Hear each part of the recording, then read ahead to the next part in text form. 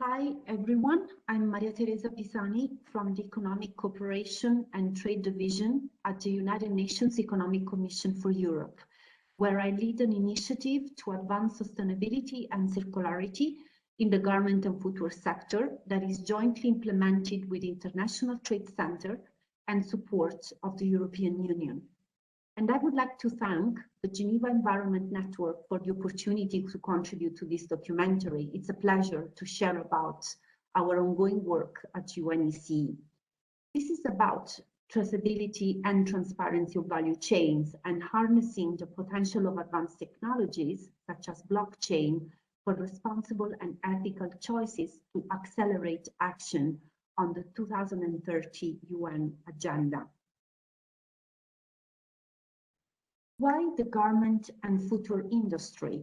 Well, it is one of the biggest industries, worth 3 trillion euros, but also a complex one, as its production facilities are scattered across continents, and more than half of the industry is made of SMEs, which have been hit hard by the COVID-19 pandemic. At the same time, impacts and risks are well documented. In fact, abuses and exploitation of workers, many of whom are women, is a major challenge in a sector where companies lose oversight of their value chain. And there is no need to go far to witness the poor working conditions garment workers are facing. In some advanced economies, they earn no more than $4 per hour, with unstable short-term contracting and subcontracting practices. While in emerging economies, 9 out of 10 girls employed in the clothing industry earn less than a living wage. The impact of the industry on the planet is also concerning. It is a resource-intensive sector, the 4th highest pressure category in the EU in terms of use of primary raw materials and water, and accounts for 10% of all humanity's carbon emissions. Worldwide, it is estimated that less than 1% of all textiles are recycled into new ones, while 71% of customers are expressing a greater interest in circular business models such as rental, resale, and refurbishment. So lots of evidence and research on this and high relevance to the achievement of the SDGs. Clothes, our most basic and initial means of communication. They convey our social status, our occupation, our ambition, our self-worth, and can empower us. But there is a need to shift towards more sustainable patterns. 2 important trends are emerging in this regard. First, consumers are increasingly interested in making more ethically aware choices when it comes to the clothes and shoes they wear, according to a series of recent studies. But the sector is awash with complex language and misleading labeling that makes it difficult for them to follow through on their good intentions. Second, governments and civil society are raising attention to responsible business conduct across the whole value chain, with recent policy and regulatory developments at the national, regional, and international level. The EU, for instance, is working on a legislation to make this industry more sustainable and circular. And countries like France have also developed legislation for mandatory due diligence across the entire value chain. An increasing role of regulators is highly likely, since voluntary initiatives have proved to be insufficient to move the process forward. Indeed, sustainability is becoming a tool for risk management on the business side and for responsible choices on the consumer side.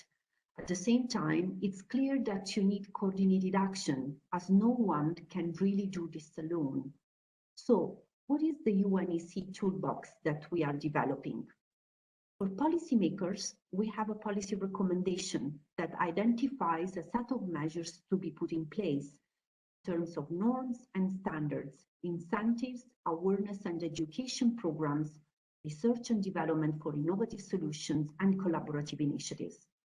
For decision makers at company level, we have an information exchange standard that maps all the key business processes, actors, and information to be traced along the value chain so that all speak the same language about claims.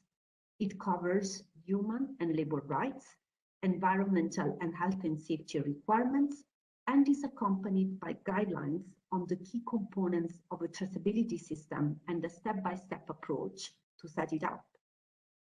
For industry actors, including third-party certification bodies, we are now piloting the approach. In a blockchain environment, as advanced technologies and digital solutions have a key role to play for traceability. The toolbox has been developed through a wide consultation process with support of a multi-stakeholders platform with about 200 experts representing more than 190,000 companies globally. And what is that we trace and assess? To demonstrate a sustainability claim, our approach allows the traceability of sustainability performance for products, for processes, and for facilities in a standardized way. This is through the entire value chain, from raw material production to consumption and post-consumption. The standard identifies a set of sustainability data entities for which information needs to be collected and exchanged, together with the supporting certification and assessment results. It draws upon the OECD due diligence guidelines and the ITC sustainability map, which identify common sustainability criteria from more than 200 international relevant standards. And how about our cotton blockchain pilot? If we consider that according to the Egyptian Cotton Farmers Association, 90% of the cotton claimed as Egyptian is actually produced elsewhere, this shows us the relevance of traceability and our project. So since January 2020, we are working on piloting the traceability approach in a blockchain environment for the cotton value chain from field to shelf, in a verifiable and decentralized distributed manner. The pilot will also explore the potential of physical markers such as DNA technology to keep the physical track of the origin and the composition of cotton products.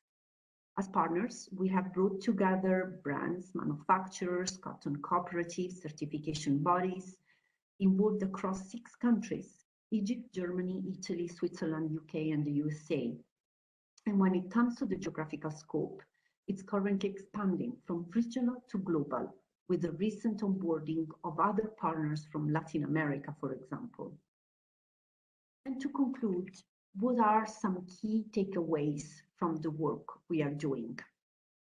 Well, the need for policy coherence, building upon wide industry engagement and harmonization efforts across national and regional initiatives. The need for a standardized approach, building upon existing standards and certification schemes, ensuring interoperability with existing data management systems, and the need to explore advanced technologies and innovative solutions such as blockchain to achieve traceability, to bring closer and to connect actors from fragmented and complex value chains, and to facilitate international market access to small-scale actors. To address these needs, traceability and transparency play an instrumental role. They provide reliable product information. They make our choices more responsible through increased accountability for sustainability claims and good governance. They help develop risk management approaches to identify sustainability hotspots and to better address them. And what is next? As part of the project, next is to scale up, to set up consortia and get industry actors' commitments through our call to action and sustainability pledge that we plan to launch in April this year, when we'll submit the toolbox for final adoption at the UNECE Fact Working Party plenary. And we are exploring how to bring in investors and financial actors in the approach, as sustainability is becoming a key driver for finance too, and you need to make the connection between industry and finance. And let me conclude by saying that transformation happens not with a tiny minority getting commitment, but when the silent majority gets swept along, and we need to provide that silent majority with supporting framework and a toolbox. With improved tracking, tracing, and labeling, the garment sector has an opportunity to build back better from the COVID pandemic and build back more sustainably. Thank you, and get in touch to join our initiative and sustainability pledge.